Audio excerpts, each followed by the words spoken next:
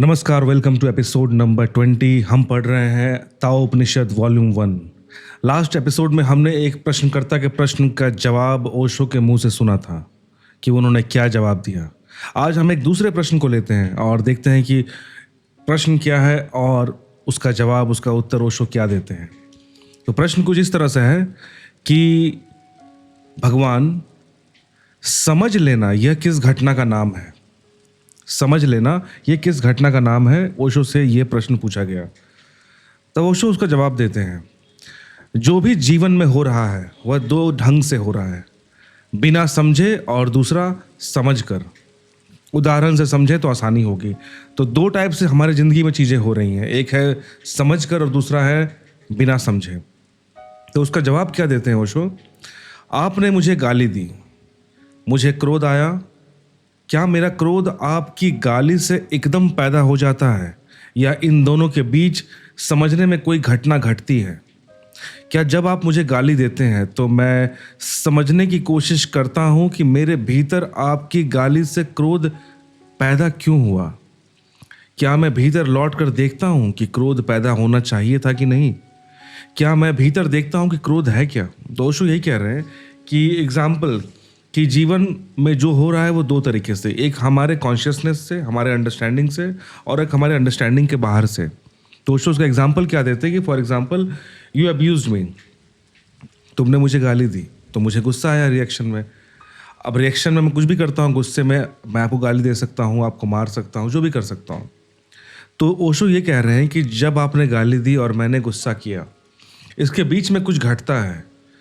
क्या वो जो मैंने कभी अपने अंदर झांक के देखा कि जैसे ही आपने मुझे गाली दी, उसके एवज में, आपके गाली के एवज में मेरे मन में क्या घटित हुआ? क्या आपके गाली सुनने से ही मेरे अंदर क्रोध पैदा होना शुरू हो गया था? क्या मैं जो हमारे भीतर ऐसा क्या घटा, ऐसा क्या घटना घटी कि आपकी गाली देते ही मुझे गुस्सा आना शुरू हुआ? क्या मैंने कभी अंदर झांक कर देखा कि गुस्सा है क्या, किस बात का गुस्सा निकल रहा है अपने अंदर? तो ये अंडरस्टैंडिंग की बात बोल रहे हैं ओशो यहाँ पर। आगे कहते हैं ओशो, अगर मैं यह कुछ भी नहीं देखता, आपने गाली दी और मैंने क्रोध किया, और इन दोनों के बीच मेरी समझ के लिए कोई अंतराल न रहा, कोई जगह न रही, उधर गाली इधर क्रोध, उधर दबाई बटन और मैं भपक गया, तो फिर मैं एक यंत्र की तरह व्यवहार कर रहा हूँ। तो ओशो यही सिंपल सी बात बोल रहे हैं कि अगर आपने गाली दी और मैंने बिना ये अपने अंदर देखे, अपने अंदर झांके और सीधा रिएक्ट कर दिया, सीधा एक रिएक्शन दे दिया, तो इसका मतलब क्या हुआ कि आप गाली के तौर पे एक बटन दबाए और मेरे तरफ से एक रिएक्शन आ गया। एक यंत्र की तरह, एक मशीन की तरह मैं बिहेव करता हूँ। मेरा अपने आप पर मेरा कोई कंट्रोल नहीं है। मेरे पास अपना कोई मैकेनिज्म नहीं है कि मैं जज कर सकूँ कि इस आदमी ने जो मुझे बोला वो क्या सच में क्रोध दिलाने वाली बात है भी, जो मैं रिएक्शन दे रहा हूँ किसी के मात्र दो चार शब्द आ जाने से मैं इतना पागलों की तरह गुस्सा हो रहा हूँ। तो उसी सेंस की बात ओशो कह रहे हैं।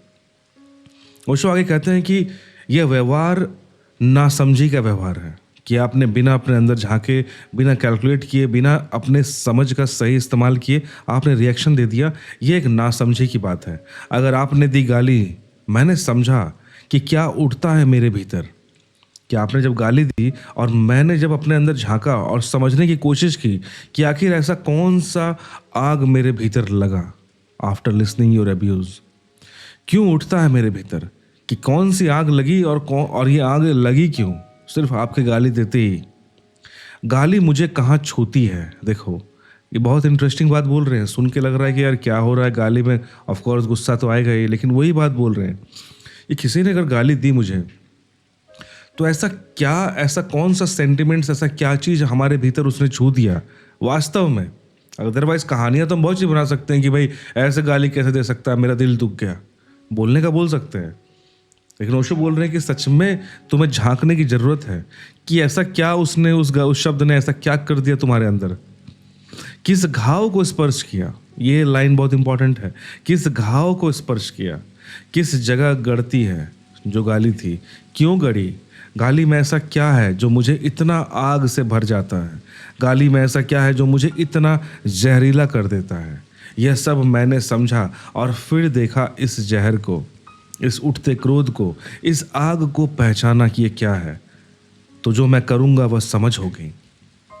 तो ओशो यही बोल रहे हैं कि किसी ने गाली दी और मैं जब इस तरह से उस गाली के प्रभाव को अपने अंदर देख पा रहा हूँ, समझ पा रहा हूँ, यह समझने की कोशिश कर रहा हूँ कि वो जहर निकला तो क्यों निकला, ऐसी कौन सी टीस उसने टच कर दी, ऐसा कौन सा घाव था जिसको उसने खुदेड़ दिया। इतनी समझ बूझ के बाद अगर उसने गाली दी और मैंने ये समझा, उसके बाद मैं जो करता हूँ, अगर उसके बाद क्रोध आता है तो ये समझ के साथ करूँगा मैंने उसके बाद मैं जो भी रिएक्ट करूँगा वो एक समझ के साथ होगा। तो ओशो आगे एक बात और समझाते हैं कि और मज़े की बात यह है कि क्रोध केवल नासमझी में किया जा सकता है, समझ में नहीं किया जा सकता। तो ओशो कह रहे हैं कि इतना एनालिसिस के बाद, इतनी समझ के बाद ये तय है कि तुम्हारे अंदर से क्रोध नहीं आएगा, क्योंकि जब भी हम अक्सर क्रोध दिखते हैं वो त्वरित होता है, वो स्पॉन्टेनियस होता है। हमने किसी ने कुछ बोला, मैंने रिएक्ट कर दिया, हाजिर जवाबी टाइप की।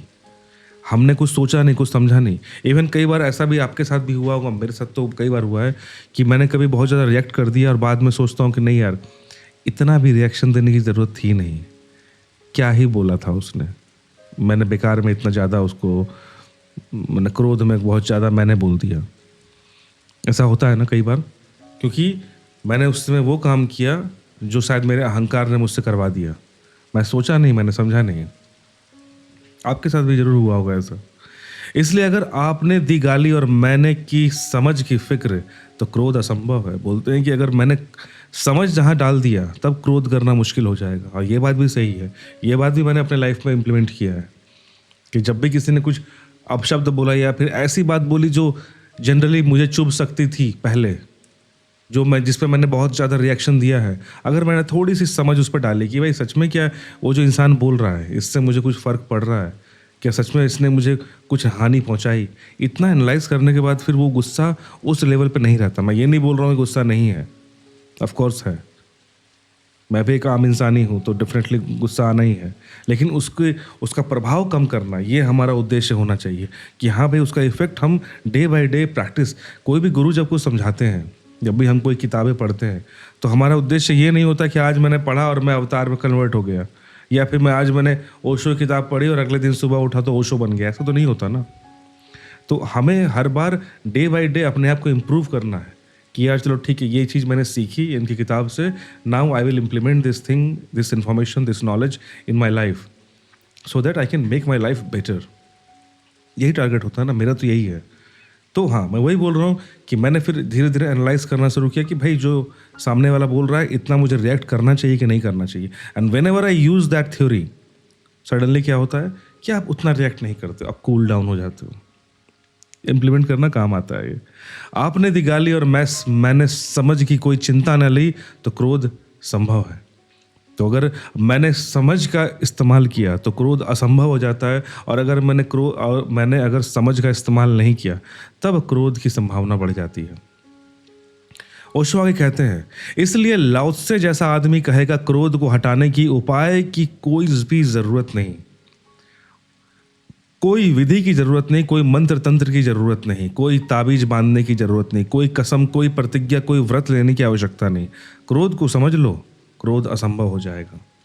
तो ओशो कहते हैं कि लाओत्से का थ्योरी यही है कि आपको कोई भी रिचुअल करने की जरूरत नहीं है, कोई ताबीज बांधने की जरूरत नहीं है। होता नहीं बहुत लोग कि भाई तुम कसम दो आज से कि आज से तुम क्रोध नहीं करोगे, गुस्सा नहीं करोगे इतना, या फिर तुम भाई ब्रीदिंग एक्सरसाइज किया करो, उससे तुमको गुस्सा नहीं आएगा। तो लाओत्से बोलते हैं ये सब कुछ भी करने की जरूरत नहीं।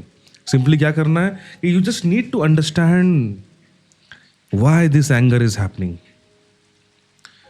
ये गुस्सा है क्या तुम्हारे पास जो गुस्सा। एक बात याद रखना ना, हर इंसान का गुस्सा अलग है। इंटेंसिटी की बात नहीं कर रहा हूं मैं, the reason for their anger हर इंसान का देख लेना आप। जैसे हर इंसान की खुशी का कारण अलग होता है, इन द सेम वे हर इंसान के गुस्से का कारण भी अलग होता है। तो सबसे पहले हमें पर्सनल तौर पर अपने गुस्से को समझना है कि why this anger is happening, ऐसा क्या है।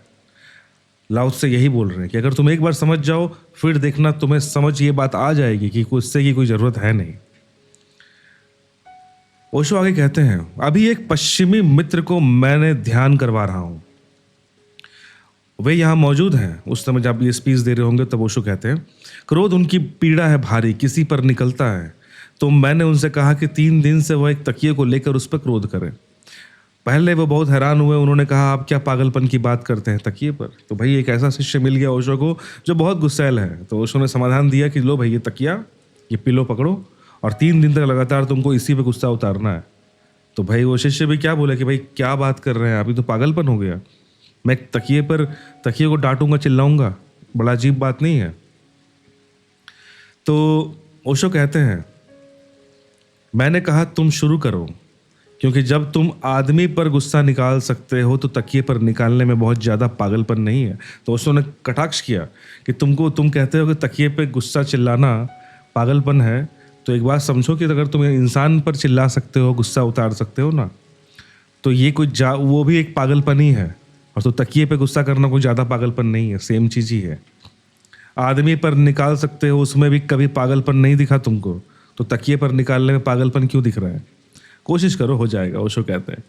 तो पहले दिन कोशिश की, उस शिष्य ने पहले दिन कोशिश की, मुझे आकर खबर दी कि पहले तो थोड़ा सा अजीब लग रहा था कि मैं क्या कर रहा हूँ। तो पहले दिन क्या हुआ, उस शिष्य ने उस तकिए पर गुस्सा उतारना शुरू किया और अपडेट दिया लास्ट में दिन खत्म होने के बाद कि यार गुरुजी ऐसा फील हुआ पहले स्टार्टिंग में कि क्या कर रहा हूँ मैं, यार मैं तकिए पर अपना गुस्सा उतार रहा हूँ। लेकिन 5-7 मिनट में गति आ गई और मैं तकिए को ठीक से मारना शुरू कर दिया जैसे वो जीवित हो। ये मतलब कुछ देर ही लगा, कुछ पल ही लगा मुझे कि मैंने शुरू कर दिया उस तकिए को भी एक जीवित इंसान की तरह चिल्लाना, डांटना, मारना। और न केवल जीवित बल्कि थोड़ी देर में मेरे जिस व्यक्ति से सर्वाधिक शत्रुता रही है, तकिया उसका ही रूप हो गया। मुझे उसकी याद आ गई जो 10 साल पुरानी है, जिसे मैं मारना चाहता था और नहीं मारा। उसका चेहरा तकिए में मुझे दिखाई पड़ने लगा। हंसी भी आई, बेचैनी भी हुई और रस भी आया और मारा भी। तो वो स्टूडेंट अपडेट दे रहा है कि गुरुजी स्टार्टिंग में तो मेरे को थोड़ा ऑकवर्ड लग रहा था कि यार ये क्या कर रहा हूँ मैं, लेकिन अचानक से जब मैंने 3-4 घूंसे मारना शुरू किए उस पर तो फील हुआ कि नहीं यार मज़ा तो आ रहा है। और खाली मज़ा ही नहीं, जो मेरे पुराने शत्रु थे जिनसे मैं लड़ना चाहता था हमेशा, जिनको गाली देना चाहता था मुंह पे, जिनको थप्पड़ मारना चाहता था मुंह पे, अब मैं उनको उनका रूप इस तकिए में देख पा रहा हूँ। अब मैं मारने का मन कर रहा है मुझे और मैंने मारा है, बहुत मारा है और मज़ा आया मुझको। तो ये पहले दिन का अपडेट था उस स्टूडेंट का। अब वे 3 दिन से तकिए को मार रहे हैं, आज सारी रिपोर्ट देंगे। वह चकित करने वाली रिपोर्ट है। वह पूरी रिपोर्ट यह है कि पहले दिन वे सब चेहरे आने शुरू हो गए थे जिनको मारना चाहता था और मार नहीं पाया। तो फर्स्ट डे क्या हुआ, जिनसे नफरत थी, जिनके प्रति मन में क्रोध था, जिनके प्रति मन में घृणा थी, ईर्ष्या थी, किसी प्रकार का ग्रज था, उनका चेहरा पहले दिन आना शुरू हो गया उस तकिए में। दूसरे दिन चेहरे खो गए, शुद्ध क्रोध रह गया। दूसरा दिन क्या हुआ, क्या वो चेहरे की भी जरूरत नहीं बची, प्योर एंगर बचा। अब वो चेहरे धीरे धीरे एलिमिनेट हो गए, कहते हैं ना कि बर्न आउट हो गया, सिर्फ प्योर क्रोध बचा। निकल रहा है एक तरफ से, दूसरी तरफ कोई भी नहीं। तो ओशो कह रहे हैं कि अब केवल प्योर क्रोध बचा और आपके तरफ से आप क्रोध निकाल रहे हो, पर रिसीविंग एंड में कोई नहीं है। किसको मैं दे रहा हूँ? जैसे फॉर एग्जांपल आपको मैं बोल दूं जाओ छत पे जाओ, खड़े होकर गाली गलौज करो, आप ज़्यादा देर नहीं कर पाओगे। क्यों? क्योंकि किसको दे रहा हूँ मुझे बताओ तो भाई। डेस्टिनेशन कहाँ है मेरे इन सुंदर शब्दों का? किनके पास जा रहा है वो? कोई सामने आमने रहे तब मैं उसको गाली देके मैं आधा घंटा गाली दूंगा, पर सामने कोई है ही नहीं, किसी को नहीं दे रहा हूं मैं, तो कितना गाली दूंगा मैं? पागल हूं क्या? तो वही फीलिंग आ रही है, शुद्ध क्रोध। अब तक उनको समझ आया कि ये तो सिर्फ बहाने थे लोग जिन पर मैंने निकाला। यह आग तो मेरे भीतर ही है जो बहाने खोजती जाती है। तो ओशो कहते हैं कि उस इंसान को एक बात समझ में आने लगी कि भाई वो जो पहले दिन जो चेहरे आए, 10 साल पुराने चेहरे, अजीब बात है, 10 साल पुराने लोगों की याद आ गई। उनको याद करके मैंने गुस्सा किया, उनको याद करके मैंने तकिए को पीटा, गाली दिया, पर दरअसल ये सब एक बहाने थे। दूसरे दिन वो चेहरे नहीं है, फिर भी मेरे अंदर से गुस्सा आ रहा है, मतलब गुस्सा किसी और चीज़ का है और मैं उन चेहरों के बहाने अपने गुस्से को निकाल रहा था। उस फूटते हुए गुस्से के अंगार को मैं एक नाम दे रहा था कि भाई मैं फलना पे गुस्सा में हूँ। मेरे अंदर जो तेजाब घुला हुआ है, जहर घुला हुआ है ना, वो उसके कारण घुला हुआ है, या फिर उस सिचुएशन के कारण घुला हुआ है, या फिर उस घड़ी उस समय के कारण घुला हुआ है।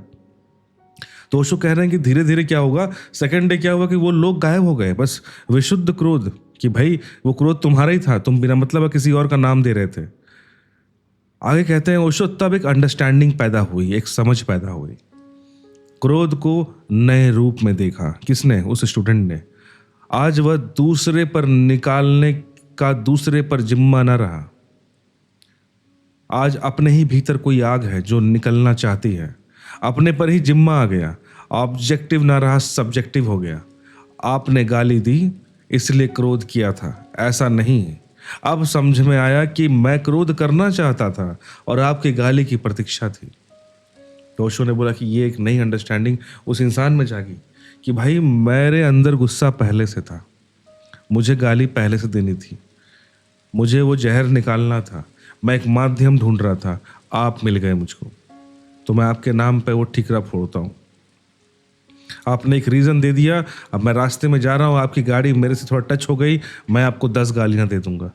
इतनी बड़ी भी बात नहीं थी 10 गालियाँ देने के लिए, फिर भी मैं दूंगा। अगर शरीर से मेरे से कमज़ोर हो तो शायद एक लाफा भी ठोक दूंगा। इतनी बड़ी बात नहीं थी अगर हम एनालाइज करें, लेकिन हम भाई कर देंगे। क्यों? कहीं और का गुस्सा, कहीं कुछ और मन में है, वो हम तुम पे निकाल देंगे। और अगर आप गाली ना देते तो मैं कहीं और से गाली खोजता। मतलब बोल रहे हैं कि अगर तुम मुझे प्रोवोक ना करते तो मैं कहीं और से प्रोवोकेशन ढूंढता, कि भाई कोई तो रीज़न ढूंढूंगा, तो मैं चिल्लाऊंगा पागलों की तरह, गुस्सा निकालूंगा अपना। मैं उकसाता कि गाली दो मुझको, मैं ऐसी तरकीब करता, मैं ऐसी बात करता, मैं ऐसा काम करता कि कहीं से गाली आए, क्योंकि मेरे भीतर जो भरा है वह रिलीज होना चाहता था, उसे मुक्त होना जरूरी था। तो मतलब ओशो कह रहे हैं कि ओवरऑल तुम अपने ही जहर को निकालना चाहते हो एक सांप की तरह, बस तुम एक टारगेट ढूंढ रहे हो, किसी का पैर मिल जाए उसमें मारूं और जहर निकालूं। तुम नहीं मिलोगे तो मैं ढूंढूंगा, तुम मेरे पास नहीं आओगे तो मैं आऊँगा, मैं रीज़न दूंगा तुमको कि तुम मुझे प्रवोक करो, तुम मुझे ऐसा कुछ बोलो, कुछ ऐसा मेरे साथ करो कि मैं चिल्लाऊं तुम पे, अपना गुस्सा निकालूं। तो ओशो आगे कहते हैं, दूसरे दिन उन्हें दिखाई पड़ा वे दिन भर कर रहे थे, 3-4 बार दिन में कर रहे थे, घंटे घंटे भर 3-4 बार। दूसरे दिन उन्हें दिखाई पड़ा कि यह क्रोध किसी पर नहीं, यह क्रोध मेरे भीतर है। तो उस स्टूडेंट को यह रियलाइज हो गया। और आज तीसरा दिन था उनका। आज उन्होंने मुझे आकर कहा कि मैं हैरान हूँ, जैसा ये दिखाई पड़ा किसी पर नहीं है, मेरे ही भीतर है। वैसे ही जैसे भीतर कोई चीज़ विदा हो गई, सब शांत हो गया, मैं निपट असमर्थ हो गया हूँ। अगर मुझे कोई गाली दे इस वक्त, मैं क्रोध ना कर पाऊंगा। तो ओशो यही कह रहा है कि तीसरे दिन तक वो आते आते, जिस दिन उसको सेकंड डे रियलाइज़ हो गया कि भाई जो क्रोध तुम्हारे अंदर है तुम्हारा ही है, वो तीसरे दिन उसके अंदर वो क्रोध, जब उसको ये समझ आ गई, वो अंडरस्टैंडिंग, इस अंडरस्टैंडिंग की बात ओशो कर रहे थे यहाँ पे, जैसे ही उसके अंदर वो अंडरस्टैंडिंग डेवलप हुई, तुरंत ही उसका वो क्रोध खत्म हो गया। उससे ये समझ में आ गया कि यार ये जो जहर मैं बाहर निकाल रहा हूँ अन्य अन्य लोगों के नाम पर, उस जहर का कुआं तो मेरे भीतर ही है और बिना मतलब का है। और जैसे ही ये ज्ञान, जैसे ही ये मतलब कहते हैं ना विजडम उस इंसान के अंदर आया, वो कुआं भर गया, वो अचानक से एलिमिनेट हो गया, ऑल द एंगर। अब वो बोल रहे हैं जो स्टूडेंट है कि अभी ऐसा हो गया हूँ कि मुझे गाली देने में असमर्थ सा हो गया हूँ, गुस्सा करने में असमर्थ हो गया हूँ। कोई मेरे मुंह पे मुझे गाली भी देते तब भी मैं कोई रिएक्शन नहीं दूंगा। ये कंडीशन भी बहुत अच्छी है, याद रखना। ये सिचुएशन आप अब जो लाइफ में थोड़ा सा भी मैंने मैच्योर या विजडम आएगा ना आपको, तो ये चीज़ आती है कि भाई आप इग्नोर करना शुरू कर देते हो। आप देखना कि कोई इंसान कुछ बोल रहा है, ठीक है यार छोड़ो, आप जवाब दे सकते हो। ऐसा नहीं कि आप कायर हो या फिर आप में ताकत नहीं है, बिल्कुल है, पर आप सीख जाते हो कि ठीक है, इट्स ओके। क्यों? क्योंकि आपका मन में इतना शांति है ना, इतना पीसनेस है, यू बिकम सो पीसफुल कि जो बाहर के जो नॉर्मल चीज़ें कुछ हैं, कोई चिल्ला दिया, ट्रेन में जा रहे हो किसी ने बहस कर दिया, बस में जा रहे हो, रोड पे जा रहे हो, होता ना, मैं रियल लाइफ सिचुएशन की बात कर रहा हूँ। कहीं हम जा रहे हैं, भाई कोई अकड़ के बात कर दिया, होता है ना, देन एट दैट टाइम अगर आप में गुस्सा भरा है तो आप रिएक्ट करोगे फट से। लेकिन अगर आप में गुस्सा नहीं भरा है तो यू जस्ट ठीक है यार तुम जाओ, मैं निकलता हूँ। और ये तभी आता है जब आप अंदर से शांत हो। इसलिए नहीं कि तुम किसी को माफ़ कर रहे हो क्योंकि तुम दया कर रहे हो, इसलिए नहीं, इसलिए कि तुम अंदर से शांत हो और सामने वाले का प्रोवोकेशन इस लेवल का है ही नहीं कि तुमको वो शांति को भंग कर पाए। इस वक्त तो नहीं कर पाऊंगा क्या कि वो गाली नहीं दे पाएंगे किसी ने अगर उनको अपमानित भी किया तो, क्योंकि इस वक्त मेरे भीतर से कोई बहुत भार वह फिक गया है, सब खाली हो गया है। ये स्टूडेंट बता रहा है ओशो को। तो ओशो आगे समझाते हैं, समझ का अर्थ है, अब देखो समझा रहे हैं कि भाई समझना मतलब क्या। जब मैं इतना देर से बोल रहा हूँ मैं कि समझने की ज़रूरत है हमें कि अंदर क्या है, वंस यू अंडरस्टैंड उसके बाद जो बाहर आए वो सब ठीक है, कोई दिक्कत नहीं है, लेकिन एटलीस्ट एक समझ का उपयोग आपको करना है। समझ का अर्थ है आपके भीतर जो भी घटे वह आपके जानते, आपके अवेयरनेस में, आपके होश में, आपके चैतन्य में घटे। मतलब कि अंदर से जो भी रिएक्शन आने वाला है, जो कि मेरे मुंह से या मेरे चेहरे से, मेरे एक्टिविटी से दिखने वाला है लोगों को, जब मैं अंदर उसको एनालाइज कर रहा हूँ तो उसको मैं देखूँ।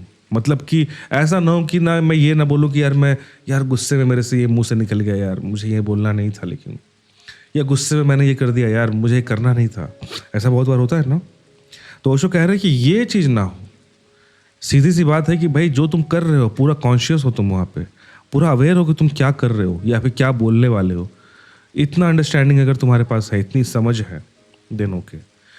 जो भी हो, मतलब आउटपुट जो भी आ रहा हो, लेकिन ये समझ के साथ आ रहा है, अगर वो तुम अवेयर हो, और तब बहुत कुछ घटना बंद हो जाएगा अपने आप। तो ओशो यही कह रहे हैं कि ऐसा नहीं है कि, मतलब हम लोग सोच सकते हैं कि भाई ओशो क्या बोल रहे हैं कि भाई अगर मैं समझ के साथ करूं तो मेरे पास कभी गुस्सा ही नहीं आएगा। लाइफ में बहुत सारे सिचुएशन ऐसा है जहां हमें गुस्से की आवश्यकता है। मेरा पर्सनल ओपिनियन है कि जहां हमें लड़ना भी पड़ेगा, शायद बोलना भी पड़ेगा, बहस भी करना पड़ेगा। तो क्या ओशो ये बोल रहे हैं कि तुम कभी अब लड़ो ही मत, जरूरत कितना भी कुछ हो जाए, कोई कितना भी तुमको प्रताड़ित करे, कितना भी परेशान करे, तुम लड़ो ही मत? नहीं, ऐसा नहीं बोल रहे हैं वो सिंपली ये बोल रहे हैं कि जो भी तुम्हारा आउटपुट होना चाहिए, अगर मैं लड़ भी रहा हूँ ना, अगर मैंने गाली के बदले गाली भी दी, तो वो अवेयरनेस में होना चाहिए। मैं रैंडमली खाली उसने दिया इसलिए मैंने दे दिया, ये नहीं होना चाहिए। मेरे तरफ से फुल अंडरस्टैंडिंग, फुल अवेयरनेस में कि मैं क्या कर रहा हूँ, मैं क्या जवाब दे रहा हूँ। मैं थप्पड़ ही मार रहा हूँ तो किस सेंस में मार रहा हूँ। आप you should be aware, you should be completely responsible कि हाँ भाई मैंने जो किया मैं पूरे होशो हवास में किया है। जैसे होता है ना कि पूरे होशो हवास में मैं ये काम कर रहा हूँ, उस टाइप का होना चाहिए। ओशो इस बात की बात कर रहे हैं कि तब बहुत घटना बंद हो जाएगा। तो बंद हो जाएगा मतलब क्या कि छोटी मोटी चीज़ें रुक जाएंगी। फिर वो जो आप अगर गुस्से में रिएक्ट भी करते हो गुस्से का, तो वो बहुत बड़े चीज़ ही होगा। वो नॉर्मल किसी के छोटे मोटे गाली गलौज, ये करना, छोटा मोटा छेड़ना, ये करना, उस पर नहीं निकलेगा। मतलब ये बकवास छोटी मोटी जो टुटपुंजिया नहीं होता है, सड़क छाप चीज़ें, वो बंद हो जाएंगी। आप रिएक्ट भी करोगे तो किसी अमेजिंग चीज़ पे करोगे, हाँ लोग भी बोलेंगे कि नहीं यहाँ पे तो जवाब देना बनता था। और जो बंद हो जाए वही पाप है। तो ओशो कहते हैं कि पाप क्या है कि वो सारी चीज़ जो आपने कॉन्शियसली देखा और वो रुक गया, आपने उसको बाहर नहीं निकाला, वही पाप है। क्यों? क्योंकि वो सारी चीज़ें ऐसी होती है ना जो हम अनकॉन्शियस लेवल पे करते हैं अगर, तो क्या होता है बाद में हमें रिग्रेट होता है कि नहीं ऐसा नहीं करना चाहिए था। और जो अनकॉन्शियस लेवल पे हो रहा है हमें पता ही नहीं हम क्या कर रहे हैं, क्यों कर रहे हैं। और एक पाप वही होता है जब हम अनअवेयर होके करते हैं। हम कभी भी पाप अवेयर होके नहीं कर सकते। पूरे कॉन्शियसनेस, पूरे हमारी आत्मा उसमें इन्वॉल्व है, वो हम नहीं कर पाते, जल्दी रोक देगा वो। और जो होश पूर्वक भी चलता रहे वही पुण्य है। तो देखो यहाँ पे ये बात उन्होंने मेंशन कर दिया है कि जो होश पूर्वक अगर हो तो वो पुण्य है। अगर श्री कृष्ण रणभूमि में खड़े थे, अर्जुन को ललकारे लड़ने के लिए, होशपूर्ण लड़ाई के लिए, तो वो पाप नहीं कर रहे थे, वहाँ पे पुण्य की ही बातें चल रही थी। वो ज़रूरत था कॉन्शियसली, ये नहीं कि सामने वाले ने उसने द्रौपदी को छेड़ दिया तो हम पत्थर उठा के मार दिया, ऐसा नहीं। प्रॉपर हर चीज़ें अवेयरनेस के साथ कि क्या करना है, क्यों करना है, ठीक है। और समझ कसौटी है। बोल रहे हैं कि आपका अंडरस्टैंडिंग ही पैरामीटर है, वही मापक है, वही तराजू है। वही बताएगा कि आपका समझ आपने अगर लगा दिया तो वो आंसर दे देगा आपको क्या करना है, क्या नहीं करना है। समझ के साथ जो चल पाए वह पुण्य है, और समझ के साथ जो ना चले वह पाप। ना समझी में ही जो चल सके वह पाप, और ना समझी में जिसे चलाया ही ना जा सके वह पुण्य है।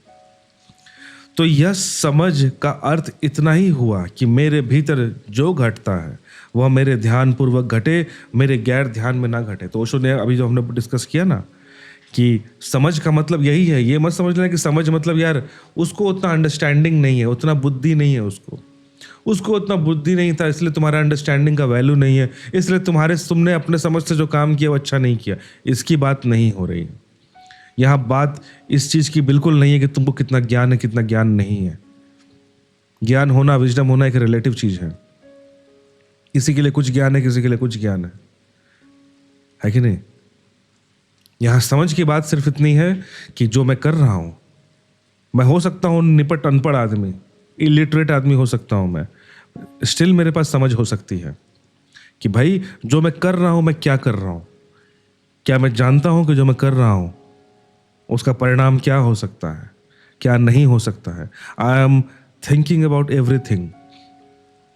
मैं साक्षात उसको साक्षी बन के देख रहा हूँ मैं कि हाँ भाई मैंने क्या किया, इससे क्या होगा, क्यों कर रहा हूँ, पूरे होशो हवास में। अगर इसी को समझ की बात, इसी को ओशो समझ कह रहे हैं कि समझ का अर्थ इतना ही हुआ कि मेरे भीतर जो घटता है वो मेरे ध्यान पूर्वक घटे, मेरे गैर ध्यान में ना घटे। गैर ध्यान मतलब अनकॉन्शियसली, यार हो गया मुझे से, यार गोली चल गई, फायरिंग हो गया, पता नहीं क्या हुआ, ये नहीं। और सब गैर ध्यान में घटता है। ओशो यही कह रहे हैं कि मैक्सिमम चीज़ें जो हमारे साथ हो रही हैं वो गैर ध्यान में है, अनकॉन्शियसली हो रही हैं। हमें पता ही नहीं हम क्या कर रहे हैं, कहाँ जा रहे हैं, क्या बोल रहे हैं, क्या सोच रहे हैं।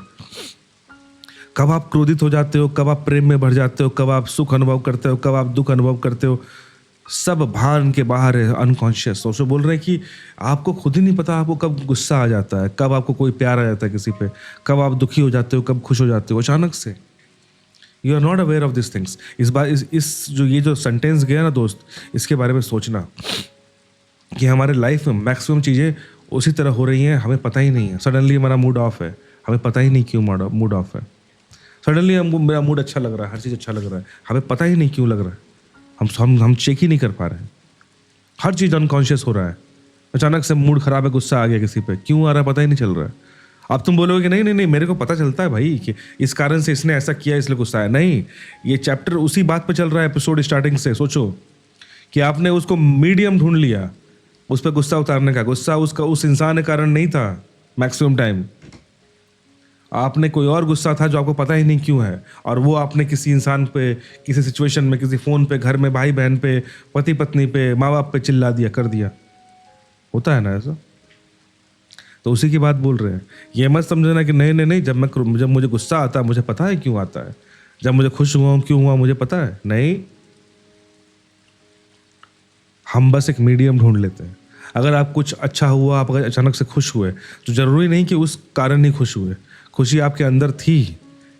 आपने एक मीडियम ढूंढा कि अरे यार कितनी छोटी सी बात है, एक कप चाय पिया इतना खुश हो गया इंसान। कभी देखे हो ऐसा होता है ना। तो क्या चाय में इतनी खूबसूरती थी क्या? नहीं, उस इंसान में वो खुशी गड़ी हुई थी। उसने एक माध्यम चुन लिया कि चलो यार चाय पी के मज़ा आ गया, आनंद आ गया, चेहरे पे उसके मुस्कान आ गई। उस चाय ने ऐसा कुछ ज़्यादा कुछ किया नहीं था, चाय तो बहुत पहले भी पिया है उसने। तो अचानक लगता है सुखी हूँ, अचानक लगता है दुखी हूँ, लगता है बड़ा विषाद है। और जब आपको विषाद लगता है तब आप ये नहीं सोचते कि यह मेरे भीतर से आ रहा है, तब आप आसपास कारण खोजते हैं, कौन कर रहा है विषाद, मुझ में कौन डाल रहा है। इसी की बात अभी हुई ना कि अचानक से हमें गुस्सा आता है किसी टाइप का एंग्विश होता है, तो हम किसी पे डाल देते हैं, किसी को झाड़ देते हैं, किसी को मार देते हैं, किसी पे चिल्ला देते हैं, और हम कहते हैं कि नहीं इसी कारण हुआ। मैंने स्विगी से ऑर्डर किया था यार, ये ऑर्डर 30 मिनट में आने वाला था, 35 मिनट में आया, 5 मिनट क्या कर रहा था ये। भले वो तपती धूप में वो डिलीवरी वाला आया हो, कोई फर्क नहीं पड़ता हमको, हम चिल्ला देंगे भाई। तो हमने कहीं का गुस्सा किसी पे, हम अपने अंदर का गुस्सा, अपने अंदर का संताप उस बेचारे गरीब इंसान पे हम निकाल देते हैं ईजिली। होता है ना, आपने शायद ना किया हो पर बहुत लोग करते हैं ऐसा। तो बस हम एक मीडियम ढूंढ लेते हैं करने का। तो ओशो इसी बात को बोल रहे हैं। लड़का डालता है लड़की की पत्नी, पत्नी की पत्नी, मित्र, मित्र की धंधा। क्या बोल रहे हैं यहाँ पे ओशो, समझना बात को। आसपास कारण खोज लेते हैं, कौन कर रहा है विषाद में, मुझे कौन डाल रहा है। लड़का डालता है कि लड़की कि पत्नी कि पति कि मित्र की धंधा, कौन मेरे मूड ऑफ कर रहा है। हम एक रास्ता ढूंढ रहे हैं, चाहे लड़का हो, पति हो, पत्नी हो, वो बिजनेस हो, उस पर डाल देते हैं कि बिजनेस लॉस चल रहा है इसलिए मैं चिड़चिड़ा हो गया। होता है ना ऐसा। कौन है, फौरन आप खोजने निकल जाते हैं और खोज कर किसी ना किसी को पकड़ कर लेके आते ही हैं कि भाई इसके कारण मेरा मूड खराब है, होता है ना। लेकिन वे सब स्केप गोट्स हैं, वे सब बहाने हैं, वे सब खूटियां हैं। ओशो कहते हैं कि तुमने एक स्केप गोट ढूंढा है, तुमने एक एक्सक्यूज निकाला है कि भाई इसके थ्रू मैं लोगों को बताऊंगा कि मेरे अंदर गुस्सा है। मैं क्योंकि सच्चाई तो मैं नहीं जानता ना गुस्सा क्यों है, तो कुछ तो रीज़न देना पड़ेगा ना। तो वो रीज़न वो है, वे कोई असली नहीं है, ओशो कहते हैं। क्योंकि मज़े की बात यह है कि आपको बिल्कुल अकेले कमरे में बंद कर दिया जाए तब भी आप यही करोगे, आप किसी के साथ कर रहे हो। मतलब आपको अगर कमरे में अकेला बंद कर दिया जाए तब भी आप इसी तरह पागलों की तरह गुस्सा करोगे ही करोगे। वहाँ कोई नहीं है, फिर भी आप रीज़न ढूंढ लोगे।